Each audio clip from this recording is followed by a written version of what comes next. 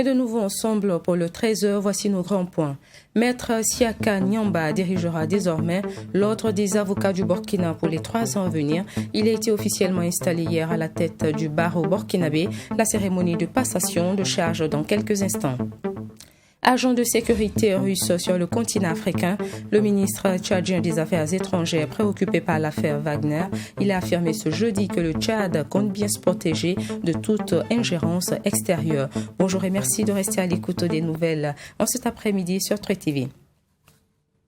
Débutons ce journal avec une audience hier chez le président du Faso.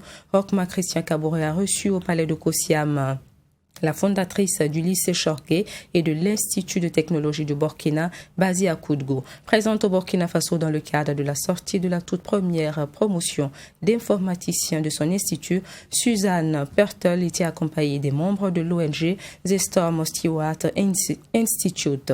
L'occasion pour elle d'échanger avec le chef de l'État burkinabé sur ses projets dans le domaine de l'éducation. Écoutons Désiré Yameogo, le représentant pays de l'ONG The Storm Stewart Institute. En fait, BIT se trouve à Koudgou. C'est un institut que Mme Pertel a fondé. Et donc, l'objectif, c'est de former des leaders. Et donc, la première promotion qui sort cette année porte le nom du président. Parce que on voit un peu dans le plan national de développement économique et social du président, ça répond un peu à son idéal. Donc, il a accepté tout justement être le parrain de cette promotion. Et cette volonté, c'est tout justement amener ses étudiants à être des leaders, des entrepreneurs à l'égard de son mari et d'elle, qui sont des grands entrepreneurs dans le monde. Et c'est cette intention-là qu'ils veulent donner à la jeunesse du Burkina. Donc, les jeunes qui vont sortir cette année, c'est des leaders déjà, des futurs entrepreneurs, et c'est leur volonté. Et donc, eux aussi, ils vont entraîner leurs jeunes frères à devenir des entrepreneurs.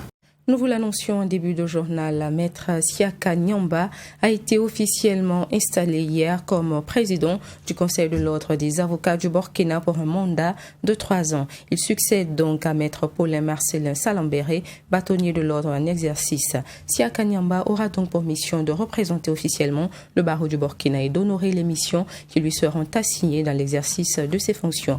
Retour sur la cérémonie de passation de charge avec Mamitriana Kamabou.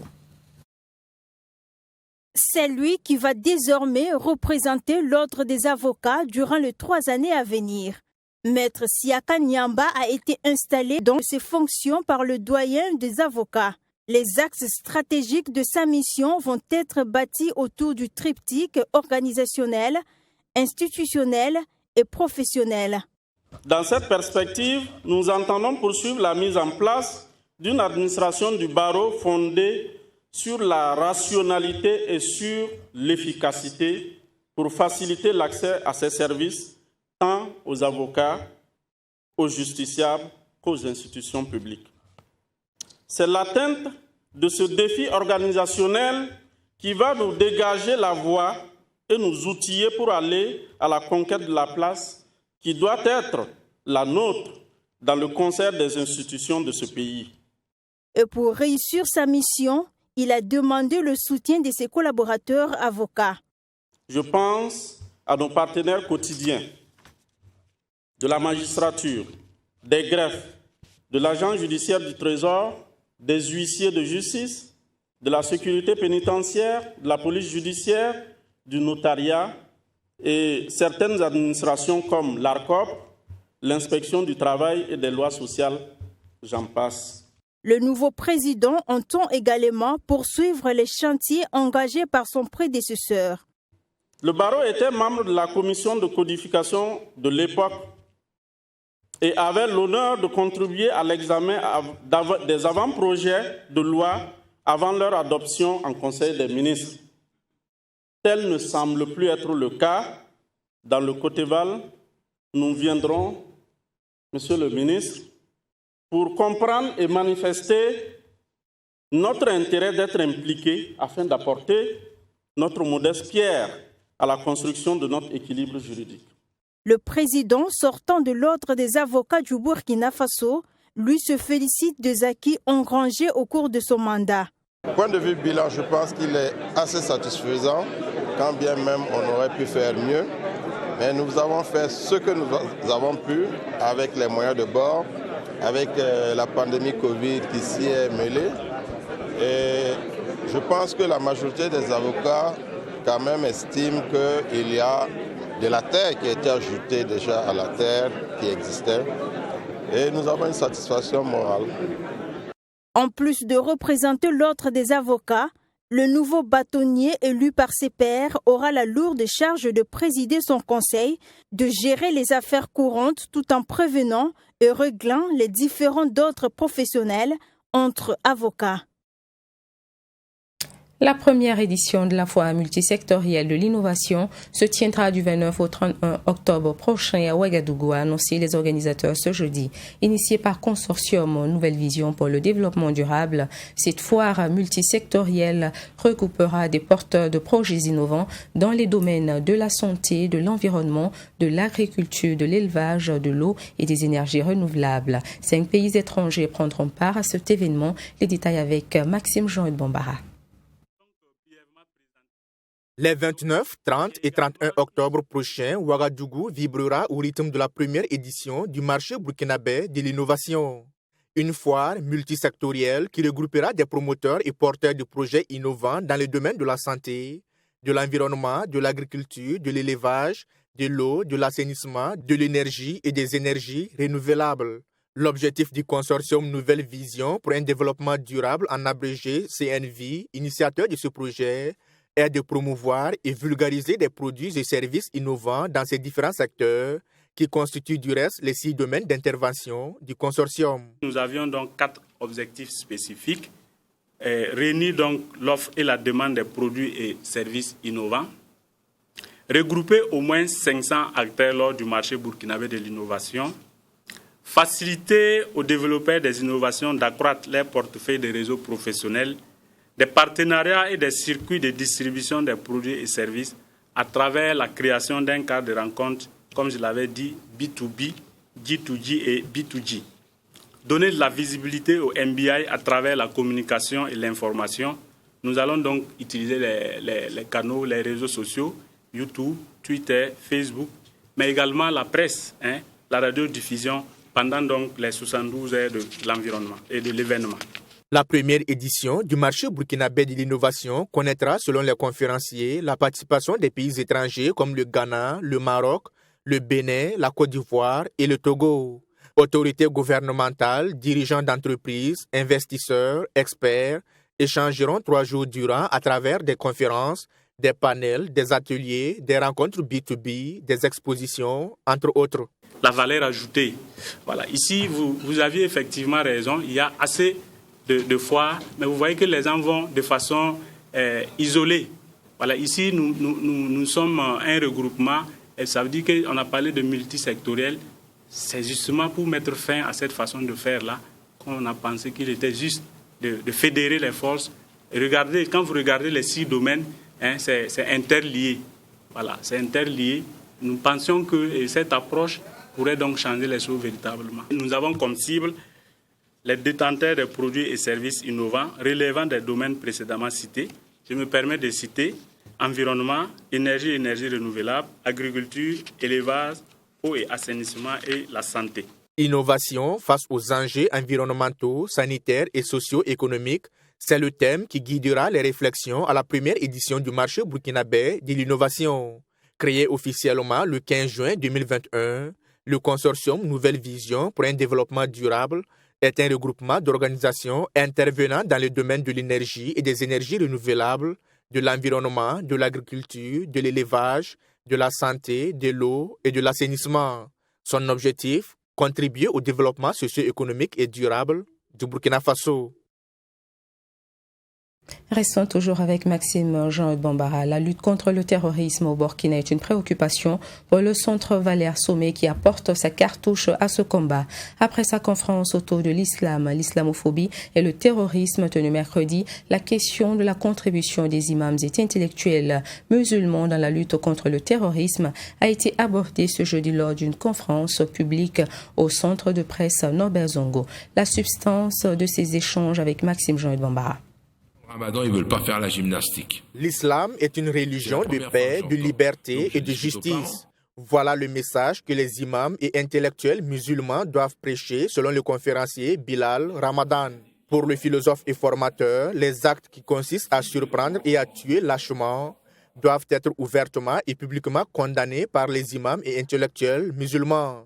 Et ceux qui ne le font pas font preuve de fuite de responsabilité et de mutisme coupable. On a essayé de démontrer pendant cette conférence que le rapport est grand, qu'ils doivent prendre position, qu'ils doivent dénoncer, qu'ils doivent affirmer que ce genre de terrorisme, ce n'est pas du djihad, qu'il faut lutter contre le terrorisme comme contre le djihad qui n'en est pas d'ailleurs.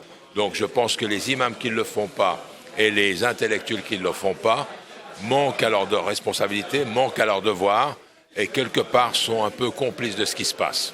L'autoresponsabilité des imams et intellectuels musulmans dans cette lutte contre le terrorisme est d'être aux côtés des populations pour sensibiliser et convaincre qu'il est possible de vaincre ce phénomène. Et pour ce faire, le gouvernement doit également jouer sa partition en intervenant sur les facteurs socio-économiques, politiques, ethno-identitaires et religieux. Ce n'est pas les imams qui endoctrinent, c'est la misère dans laquelle vivent ces jeunes qui vont se radicaliser qui est la cause de tout ça.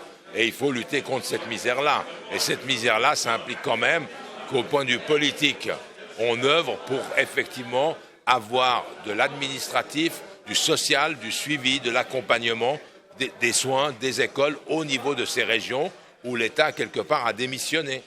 Contribution des imams et intellectuels musulmans à la lutte contre le terrorisme, c'est le thème de cette deuxième conférence publique organisée par le Centre Valeurs Sommet pour l'innovation politique.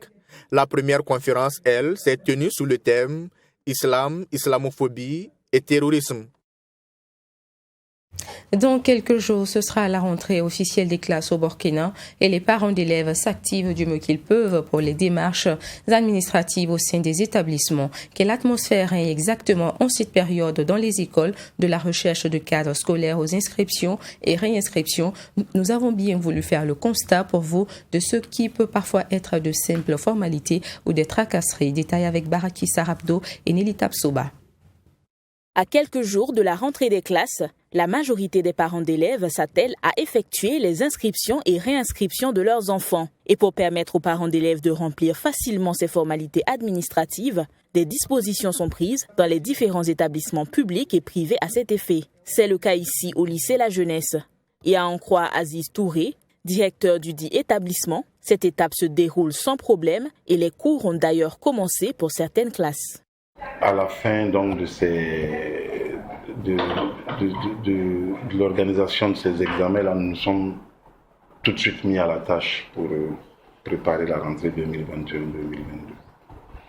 Il y a donc toujours existé ici une équipe de permanence pour l'accueil des parents d'élèves, des élèves, en tout cas des usagers de l'établissement.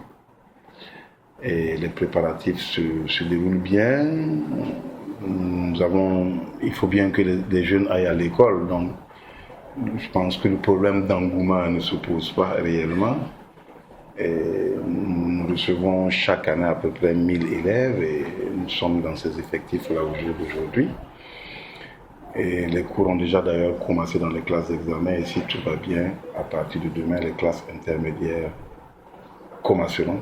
Brian Dabiré, élève au lycée La Jeunesse en classe de terminale, a fait le déplacement pour régulariser sa situation avant de rejoindre la salle de classe. Ensemble, ça va, on vient, les surveillants sont déjà là et tu dis ce que tu veux faire, la classe que tu veux faire, on te demande tes bulletins, ton parcours scolaire, tu prends les brochures, voilà, pour plus gens t'orienter sur ta classe, ta scolarité et tout. Et puis en fonction de ça, on étudie ton dossier.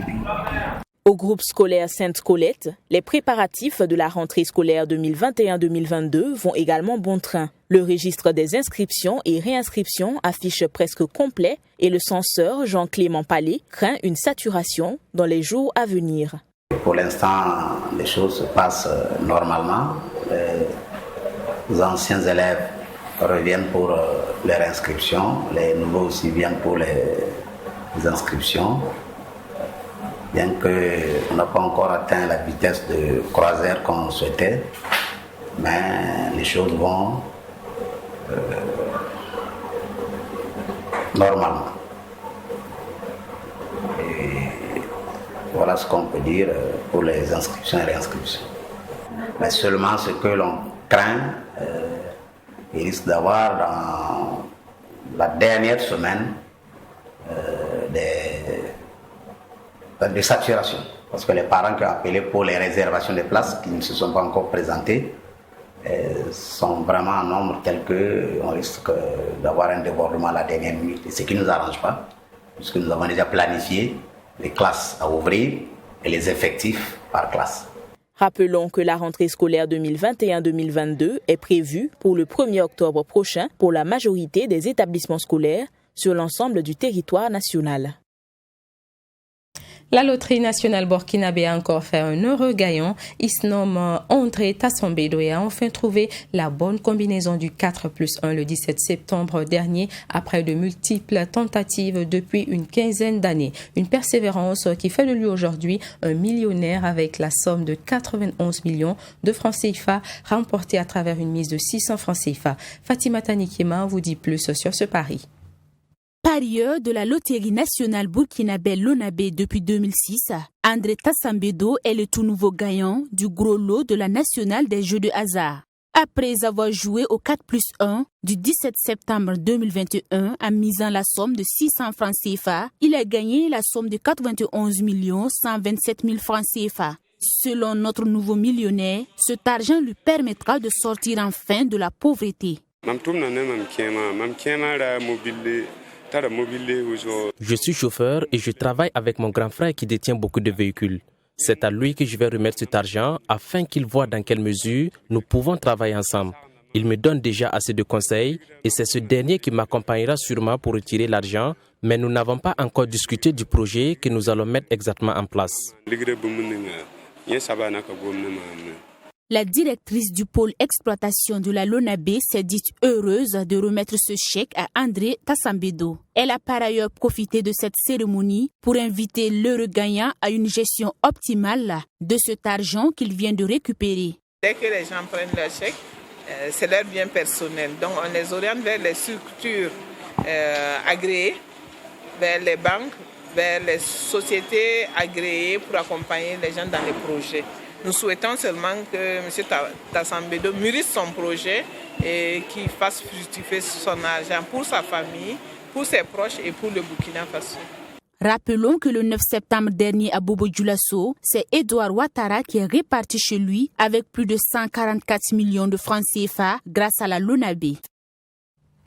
Actualité hors du Burkina, le chef de la diplomatie tchadienne, Cherif Mahamat Zeine, a affirmé jeudi avoir des raisons de se préoccuper de la présence des mercenaires russes de la société Wagner sur le continent africain. Une déclaration qui tombe au moment même où la polémique autour d'un éventuel recours du Mali à la société de sécurité russe en question va grandissante. N'Djamena, qui abrite plusieurs bases étrangères militaires, dit vouloir se protéger de toute ingérence extérieure. Par ingérence extérieure, le Tchad désigne la société russe Wagner. Selon les autorités militaires tchadiennes, des mercenaires russes présents en Libye ont attaqué ce pays d'Afrique centrale en avril, causant la mort de l'ancien président Idriss Déby Itno. Le pays dit avoir des preuves téléphoniques des communications passées entre les rebelles en Libye et le groupe russe. Quant au possible rapprochement militaire entre Moscou et Bamako, le Tchad rejette ces allégations de partenariat. Cherif Mahamat Zeine, qui officie en tant que ministre des Affaires étrangères, affirme avoir été en contact avec les autorités maliennes, qui assurent n'avoir eu aucun contact avec le groupe russe Wagner.